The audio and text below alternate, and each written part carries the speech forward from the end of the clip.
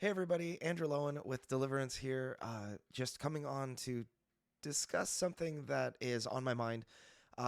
We're deep into development of the next Deliverance expansion, and I've been working on, tons of game development related things. As you guys know, I have, we recently published three scenario um, pack for everybody that was Christmas themed, and I've been working a lot on bosses and other things for fallen princes and lieutenants for the future campaign. And one of I'd like to just have a conversation about that. I want to talk about bosses in games, and in Deliverance in particular, really. And this is really for everybody that likes the behind the scenes. I just feel kind of inspired to just share with my camera right now and with you all that love Deliverance about the bosses and a little bit about kind of the challenge in making fallen princes and lieutenants interesting in Deliverance. Um, a lot of the inspiration that I receive for the various bosses in the game come from a couple of different places. One, really, all the things I've experienced in the past. We've got the board games behind me, some of which are cooperative and fun. Have bosses and whatnot, and then we've got all the games that I played. Actually did a video now several years ago about the inspirations, various genres of games that I've played and how they inspired elements of Deliverance. So you can catch that video. We talked about Japanese RPGs. I talked about MMORPGs. I talked about RTS games and MOBA games like League of Legends and Diablo and I guess that would be like what is that, like action RPGs. There are a lot of different experiences that I've had. One of the primary ones for me being raiding in World of Warcraft through several expansions that really have kind of informed how I want bosses to feel and what I want. I want that epic feeling of, for example, like a long time ago, this is around, I want to say like 2007 or maybe, or so, maybe 2006. World of Warcraft came out in 2004, and it was a long time until the first raid came out, which is Molten Core. The final boss of that raid, it's like an 8 boss raid. So you would, so the concept of a raid, by the way, in case you don't know, is there are a series of bosses in a dungeon. You have 1 week to get through as many of those bosses as you can. Again, this is a video game, massive multiplayer online game. And then at the end of the week, it's going to reset, and you'll have to go through the bosses again. The reason that you want to do that over and over is because every time you drop a boss, they drop loot, which you can pick up, and your raid will, or the members of your raid can win loot and get stronger, and that's super fun in those types of games. So as you get further in, the bosses get more difficult and more complicated. And I remember, for myself going through Molten Core, I was the raid leader for my guild. I'm always the raid leader, the PvP leader. Whenever I would play, I would always be that. I would fill that role. I remember finally defeating Ragnaros for the very first time, and the level of noise, we were all on voice chat, and the level of noise that went off was like the 4th of July in my ears, in the United States. It's all crazy, fireworks and everybody yelling and everything like that. That's what happened when we dropped that boss. And that feeling is what I wanted players to feel when they fought fallen princes in Deliverance, and it should feel like you really accomplished something amazing. And so recently I decided to go back to look at various, World of Warcraft has been out for a very long time now. I stopped around 2015 and now it's 2024. So that's, 10 years, almost 9 years ago. And the, the of course, rating and everything is still around. There are lots of bosses, and they have changed quite a significant amount in the time that I have been away from those types of games. But I don't know about for the better though. So it's really curious, and so I thought, well, I'm gonna look up and see just like what developers of those games like what their thought process is like for developing those bosses. And it feels like the internet doesn't have that information. It's like the world's most closely guarded secret. It's like the formula for Coca-Cola. It's like this specially guarded secret that no one is talking about or something. So rather than just, you know, be another one of the, I guess, the statistic of people who don't talk about how they design their bosses and kind of what goes into it, I thought I would do that. Now, I'll mention that this is going to be relatively spoiler free. I will not be talking about what is in the hidden envelope, the tuck box inside Deliverance. There is a couple of bosses in there, but we're going to stick to the bosses that are in the main game that are widely available that you can go see for yourself. I'm not going to tell you exactly how to beat the bosses or anything, so I don't think I'll be ruining anything for you. Truthfully, I believe if I told you exactly how I would beat the bosses, that strategy may not work for you. So it's one of the things that I find is makes Deliverance so dynamic. Okay, so let's talk about some like baseline things. One of the I have some notes for myself. So uh, MMO bosses, they have to scale. So let's talk about scaling and what that means.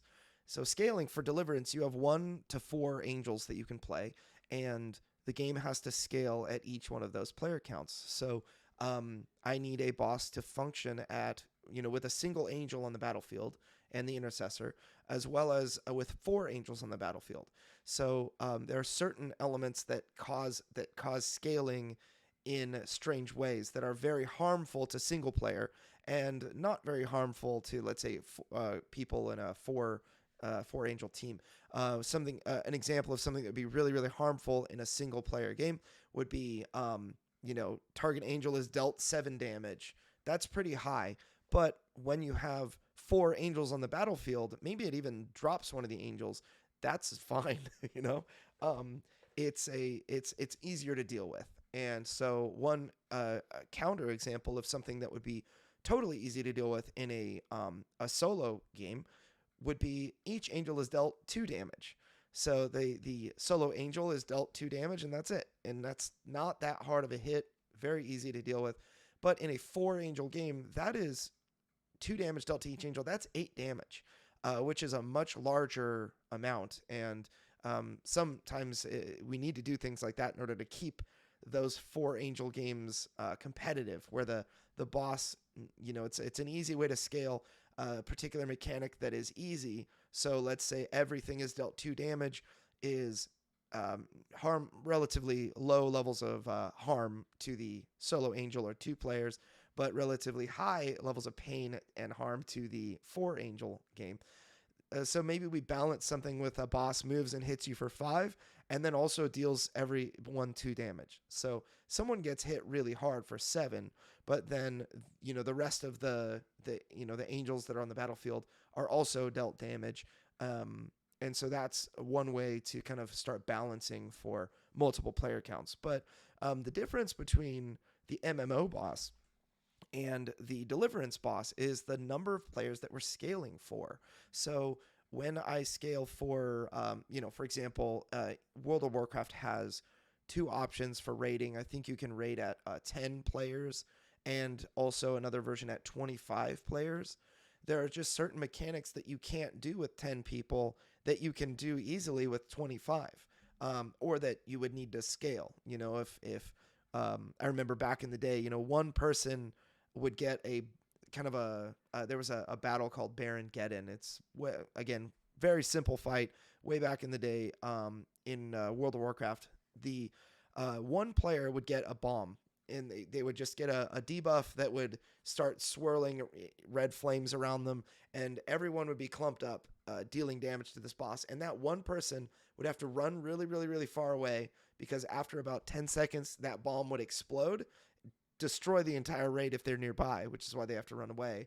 And that person gets knocked really high into the air and dealt damage. That person needs to get healed on their way down, so that they're not defeated by falling, and the battle continues. So it's a really simple mechanic that would work at 10 players, 25 players, it would not work at one player. It's not interesting. It's like you're dealt damage, and there's nothing you can do about it. You have this bomb on you, and you can't run away from yourself. So you're about to get hit. And so the only way that you can survive something like that would be to heal yourself, shield yourself, prepare for a bunch of damage, right? So mechanics like that don't really work that well in Deliverance. Now, another thing that I find in regard to scaling, the World of Warcraft does this really well, which is why I think it's still quite popular, especially PvE wise. Um, they they give you, so the 10 player version and the 25 player version. 25 is like the ideal number for World of Warcraft players. Better items are available at that player count. So in general, when you would gather together in a guild and go raiding, and plan it out and everything so that you can get the right number of players and the right combination of things like healers and damage dealers and tanks and whatnot to be able to do well. But they have two different versions of that 25-man raid. They have the standard version, and then they have what they call Mythic. Mythic is a much higher difficulty version of the normal bosses that are in the raid. It's also the same player count. It's 25.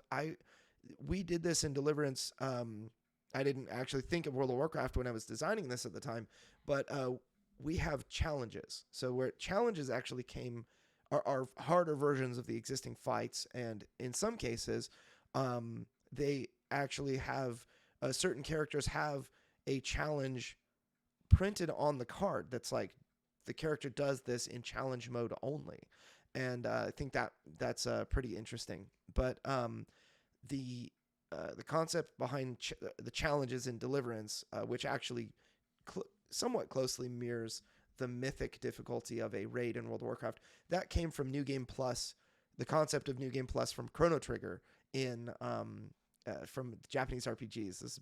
Back in, I think, I don't know, 1995. So that's at least where it originated in my head and why it's in Deliverance.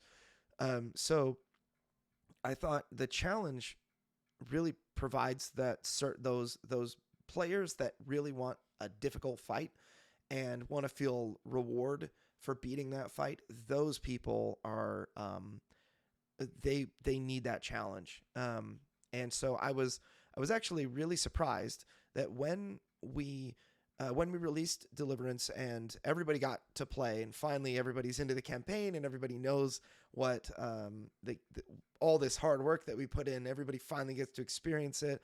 I'm so happy with how it's been received. We're at the time of recording of this video an 8.8 on Board Game Geek out of 10. We dropped to 8.7, and average reviews just keep coming in, and we're back up to 8.8. We got trolled really hard from reviews down to like an 8.6, and then people just keep rating us at 10 and 9 and 8 and all of that. So we just raise up to back up to 8.8. So anyway, the concept behind all of what I found interesting about the campaign was that initially when you did missions and you do the first 5 missions, you really don't stand much of a chance in the challenges. We actually do have players that have beaten the mission 2 challenge and mission 3 challenge I want to say maybe even the mission 4 challenge on their very first try without going back. So they actually had 1 experience point and managed to beat the mission 2 challenge, and 3 experience points and managed to beat the mission 3 challenge, and whatever it is, 5 or 6 experience points and an item to beat the mission 4 challenge. Very impressive. But after that, you really stand no chance against the various bosses and what it is that they do in their challenge mode. It's really, really tough. So you have to kind of go back and, after you've strengthened up a bit, you have to go back, and generally, the very first mission is the tutorial where you have to beat the demons in 4 rounds. The challenge mode of that mission is that you must defeat all the demons in a single round. and that's way too difficult to do. It's just impossible. You don't have enough damage to do that early on. But it's an easy experience point when you're, when have 10 missions under your belt and all of this, all this heavenly treasure and these awesome talents, and you know your character well and that kind of thing. So I found, and again, I'm going back to the surprise. I don't know why I'm not telling you guys right away what it is. The surprise that I had was that around mission 8, I found that certain players started to just do the mission with the challenge until they until they managed to beat it. Um, which, number one, is impressive that they're just the first time they hit that mission, they're doing the challenge, and then sometimes they manage to beat it on their first try. Other times, it takes them a couple of tries, but they beat it. Um, and after a while, and again, certain missions are really really hard, harder than others. But and depending on your player count, like I think mission 7 challenge is becoming famous at 2 players for being the hardest challenge in the game. And I'll have to go back and fight it again, but I managed to beat it. I feel like all the people that have told me that they've lost, I wonder, like, is this possible? Maybe it's character combinations, I don't know, that make it hard. So anyway, there's a section of the player base that really really wants that challenge. And then I think that the majority of players that play Deliverance really want to feel challenge, but they might not have the same level of skill, or maybe they don't like that level of stress on themselves, and so they would rather beat the game and then farm enough experience that that they can go back and whip the challenge. And I understand that too. You want to kind of for me, I always would, in Japanese RPGs in particular, I would farm, experience and then kind of over level so that when I, encountered the boss, I could just whip him really quick and easy. And that felt good. It was like rewarding me for good play, I guess. I don't know, just gaining levels and grinding until I was strong enough to just whip all the bosses in a row. And I think that there's a large section of players that enjoy that type of thing. So I think that moving forward, my vision for challenges are, number one, I definitely want players to come and revisit the challenges that to to do them and feel good, that get experience and have a souped up version that they couldn't beat initially. That's kind of fun, and there's a place for that. Then there's also going to be a place for players that certain challenges are going to be possible. Maybe at the level that you're at, when you figured out a really great build for a character and that you're really comfortable with, maybe something that works exceedingly well, in a particular mission, you should be able to beat that challenge eventually if you have enough experience and whatnot. And then finally, there are challenges that I think just need to be really, really hard, that might feel impossible to a certain percentage of the player base, but actually push those highly skilled players to their limits. And so I'm finding it interesting to kind of try to balance these 3 types of challenges and all the people that play the game in the next campaign in particular. So one of the areas that we have decided to kind of expand is into scenarios where it's just as many of you know, we released that holiday scenario pack. It's like a blend of skirmishing campaign where you have a normal version and you also have a challenge, but you're gaining experience through the skirmish mode. So the challenge mode of that mission has to be possible. Has to be possible right away. So, we've had a lot of people talk about the first scenario and how hard it is just by itself. And the challenge is almost impossible, So we have iterated. Now we're on version 1.3 of the holiday scenario pack, mainly iterating on that first challenge and kind of how it's, just the challenge of that mission now is the original mission back when it was first released. So we found ways to kind of make it a little bit less damage coming out every round for players, and so I think that that people have found that to be wonderful. So anyway, I was just kind of thinking about these various boss mechanics. I want to talk about the boss mechanics that just of all games really. From Dark Souls and Elden Ring to MMOs to the action RPGs like Diablo and Japanese RPGs as well. You're, I feel like with Deliverance, the system is so like we're able to do so much with the system that it feels like the sky is the limit. Like we can find ways because of, there are a number of different things. The first one, the elements, I call them, I personally call them as a designer, I call them knobs and buttons. Switches, knobs, and buttons. So a knob you can dial up and down, a switch you can turn on or off, and a button you can just press and it's been pressed. The giant red button that is gonna explode everything. Like you can press those, right? So various bosses they just need those levers and knobs. So one example of what I call a knob is just the amount of damage that something deals. If something deals 4 damage, it might feel too weak. If it deals 6 damage, it might feel a little too high, and 5 damage might be perfect. So that knob, it can turn it up and down. Certain other characters might have switches where they either do a thing or they don't do a thing. So one example would be Herod. In fact, I actually have the bosses here. Let me find Herod so I can actually just look at him. Okay, so Herod has the arrogant miser. I don't know, I'm going to try to make this. Yeah, here we go. So arrogant miser is the switch for him, and you'll have to go back and pause it. I'm going to read it. So he gains Swift, and if he already has Swift, he gains Empower. If he already has Empower, he heals damage, and then you remove Empower. So the switch would, if he has Swift, then he's not going to gain Swift again. Instead, he gains Empower. So it's either he gains the thing or he doesn't. It's like on or off, and so eventually he has Swift, and then he gains Empower, and then it's this kind of he gains Empower, he loses Empower. The switch goes on, the switch goes off, the switch goes on, the switch goes off. And you can make interesting things happen at that time. Now, the buttons are, for example, this Kingmaker is what I call a button.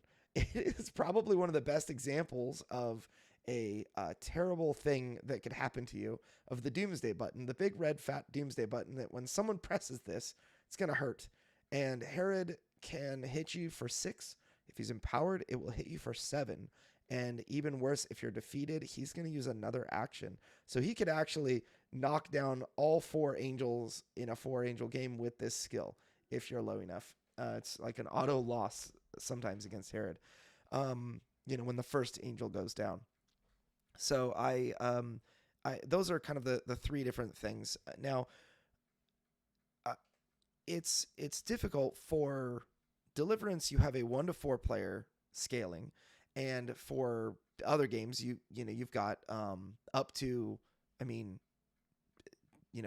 are raids in World of Warcraft that are like outdoor raids that other games, like I played so many MMOs, Elder Scrolls Online, Ion, Guild Wars 2, World of Warcraft, lots of expansions there and more, Rift and others. But I always go back to World of Warcraft because it's probably the most well known. And I never got into Final Fantasy 14, but it looked really nice. So anyway, I think the player count now versus back in the day, you would have back in the day you'd have 40 man raids. They reduced those to 25, and I think that was a really good move. I remember oftentimes we would have like 36 people in the raid because that's all we could muster, and it was like you don't want to invite random people into your guild or anything, but because you didn't have all 40 of your players log on, it just doesn't feel great. But it was possible to do raids with 35 people. I remember the first time we downed the final boss of a Blackwing Lair, which was just a big dungeon in classic World of Warcraft. We had 34 people in the when we downed Nefarian, who was a big black dragon boss. So, which I think 10% of the people that watching this might actually understand what that reference. But I spoke it for you 10%. Now for the rest of the 90, I want to move on. So let's talk about the concept I want to get to is how can you make a boss fight in Deliverance feel grand and epic, while at the same time being accessible to like a single player. So I mean, there are a lot of different, we kind of talked about different ways, but I'm thinking about this. I'm asking myself this question when I'm designing new bosses. I'm asking myself, how can it scale? How can it scale for up to 4 players and feel interesting? How can it scale with just a single player and feel interesting? I don't want you to be able to win Deliverance by just hitting bosses, like just smacking it with your hardest button until the boss falls over. Like in Street Fighter, you just use heavy attacks until your opponent falls over. If you're noob like me, jump kick, low kick, jump kick, low kick. So anyway, I think so that's one of the things that we ask. Another thing is like, what is the strategy to beating this boss? Like the ideal strategy. And this is kind of where we get into these various bosses here. So this is probably one of the easiest ones to talk about ideal strategy. So Legion, our name is Legion. This guy is going to summon bad dudes. I'm going to try to make this. Come on, there we go. Yeah. All right, so this guy is going to spawn bad guys. He's going to spawn meddling imps, fallen seraphs, or masked evil, and he's just going to do that and then walk toward you like it's Silent Hill, and he's like a zombie nurse with a scalpel. It's again, maybe 10% of you will get that reference, but I hope that you guys appreciate it. Now, the ideal strategy with Legion, I wanted to make it that you had to eventually turn your focus to Legion and damage him before things got out of control. And if things got too out of control, you were doomed. So, in for me, one of my strategies with Legion, and this changes as you increase the difficulty, you gain more talents and other things, but you want to drop the other demons on the battlefield that are not named Masked Evil, Fallen Seraph, and Meddling Imp, and then just go for Legion. Or maybe you want to try to control as much as you can, build up as much courage as you can for a couple of big rounds, and then just go after it, just switch everything to Legion and try to drop him before you are defeated. You might also decide to change the strategy, and which I've seen this and done this, and is totally valid. Use area of effect attacks to keep the demons at bay, while those same area of effect attacks damage Legion too. So if you kind of focus on the other demons, and then you damage Legion only using your AoE skills, then that's another valid strategy. So there are other bosses that I wanted to make sure that you could not win by attacking these bosses. And the most obvious one here is Deva. So let me try to get this to line up. Come on. So Deva, you fight him, and the very first, I mean, it's not really a spoiler, the very first Prince card that comes out, which is something I haven't really talked about yet and how they kind of fit in. The very first Prince card that comes out says you can't kill Deva until everything else is dead. And that's probably the hardest,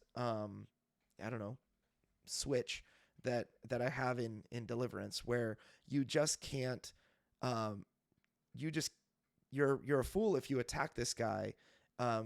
Now the other thing is, I wanted to make sure you couldn't just ignore him.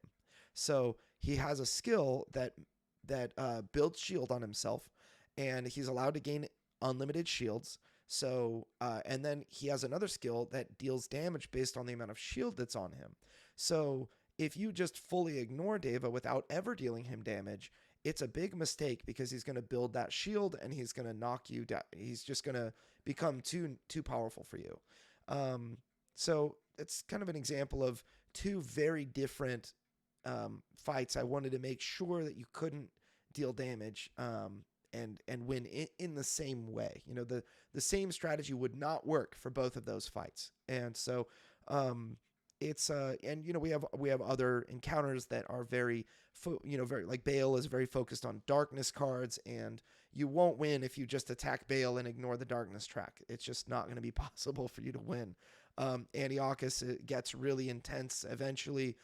If you delay dealing him damage, you're not going to win because the darkness track is going to fill up. If you let yourself, if you allow too much shadow to remain on the battlefield, you're not going to win. And so I think it forces players into different tactical decisions, and that's one of the main things that I want to do with each of our bosses. And another thing that I'm always thinking about is the level of complexity. So I want our bosses to just be very smooth and easy to play and have only one way to possibly interpret what it is that they do. And I think for the most part, the technical writing that I have, like that experience kind of comes from Magic the Gathering. Just being, seeing how technically well their cards were written. I played lots of trading card games and stuff, but none right now. The most powerful card in any of those games is the credit card. And that's why I don't play, because I have way too many children now. And also this habit of buying lots of board games. So anyway, let me actually. So, all right. Where am I? Now I forget. I don't know if I can recover from this. I might have to cut this later. All right. So, complexity. The concept behind complexity is like, I want every single one of their abilities to go off, and I want players to I want it to be really simple, and then overall the feeling that players get over the course of the battle with the boss, I want that experience to come through based on the little activations they do here and there. So for example, let me pull one of my favorite bosses here. Antiochus or Antiochus. I don't know. Anyway, this guy is one of my favorite bosses to introduce to new players. He has a very particular activation. So I can't really see very well. There we go. No, we'll go like this. Yes. So first thing, Dark Presence. You're going to add shadow to the board, then Angels Adult damage for shadow. And then he's going to do a thing. Either he's going to pull you toward him and hurt you. He's going to deal area of effect damage and stay still. Or he's going to just hit one person pretty hard. And his darkness cards cause shadow to really feel awful. So Nocturne and Dark Presence really just start to get out of hand. But the skills themselves are relatively simple.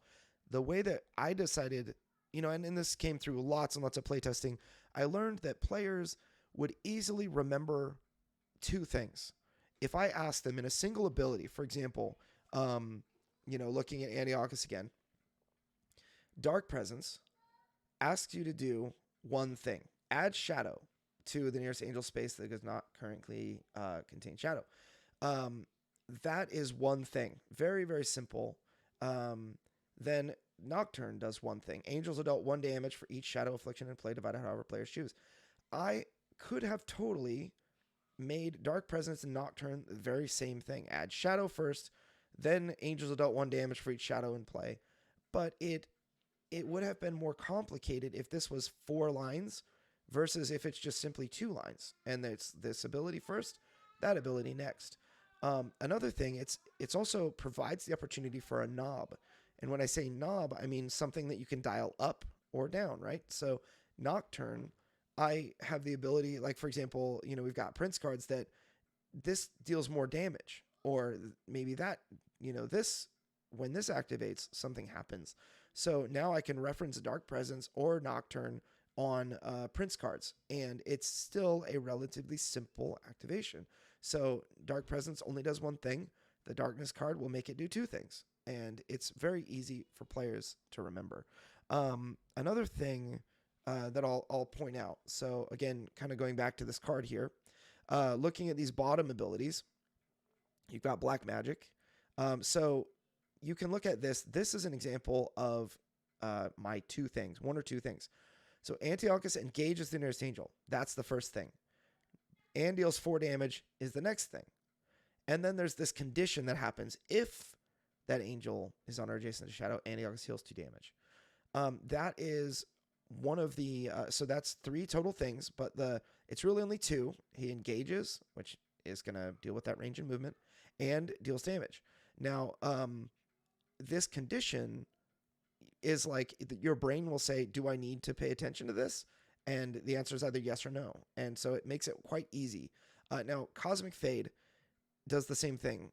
Each angel is dealt 2 damage. That's the first thing. Add Wither and Cursed if that angel's space contains shadow. Now, this is an example of, only one thing with a condition, but because it contains shadow, we know that at least one angel space will always contain shadow, because that's what the beginning of his card does. So, if something says, this particular demon engages the nearest angel, deals 2 damage, and adds Wither, I don't like to write like that. I think that that's a little too complicated for players. It's, if I write it instead, like, this demon engages the nearest angel and deals 5 damage, period. That if that angel's dealt damage, they gain Wither. It makes it a lot easier for the brain to kind of process. So if, just kind of, I don't know, I hope this is interesting to just kind of share what goes into making these boss fights interesting. I'm sure I could probably spend, a significant amount of time talking about all of the elements that we think about when we're designing bosses. But probably the most important is it easy to activate? Like, is this boss, are the darkness cards, everything kind of needs to be in its own silo. When I say silo, I mean it's like when the boss activates, the only thing you need to pay attention to is the boss card. When the darkness cards activate, the only thing you need to pay attention to are the darkness cards. And then when they're done, you don't need to pay attention to the darkness cards anymore.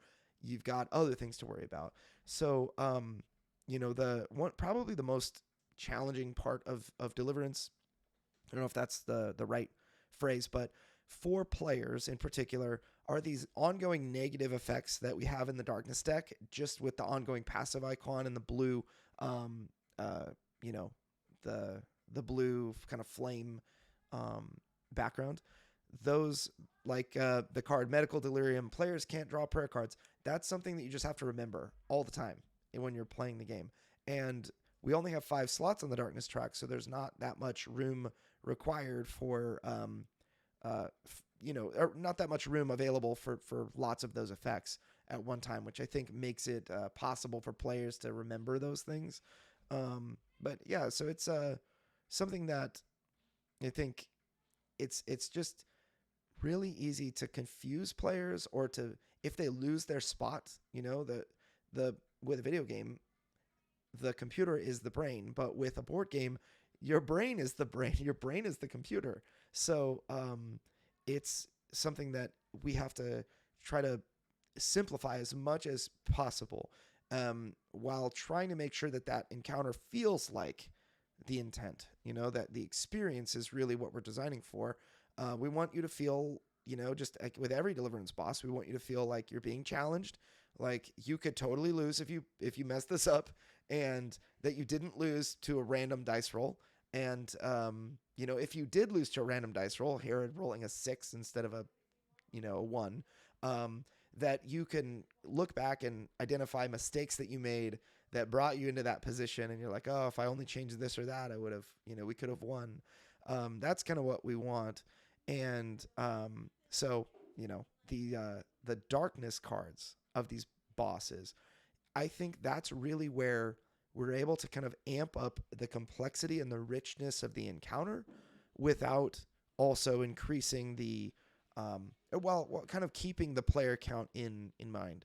So going back to World of Warcraft, now you've got various bosses that have like 3 phases to the fight. So you'll have the phase where they're a human and damaging you, and then the phase where they they turn into a dragon and they're flying in the air, and then they're doing things, and they're bad guys on the ground that you have to defeat, and you have to watch out for the fireballs and a million other things. And then they'll have a final phase where the dragon lands, and then a lot of other things are happening, and you have to damage the boss and try to finish him off. Now, I was as I was just doing research and study on other bosses, came across channels that talk to you about how to defeat certain bosses in World of Warcraft on the mythic difficulty, and there are like 13 different mechanics in each one of those phases that I'm talking about. There's a boss that has 3 phases, and the complexity is really, really overwhelming, I think, for the vast majority of players. But it's possible because you have 25 players. If you've got, these seeds that you need to pick up, and then watch out. Don't let the volcanoes spread. Don't let the fire spread over here, and a million of other things going on. And then the tanking of the boss needs to happen. And then at certain times, the seeds are going to sprout, and everybody needs to run under them and whatever. That's very complicated, and doesn't really work very well, again, as a soloist in Deliverance, or even up to 4 angels. Doesn't really work very well because there's just so much going on. There's too much to remember. But in a battle like that, it's and also in a video game, it's just a little different. When you pull a tabletop game out, you want to have that victory.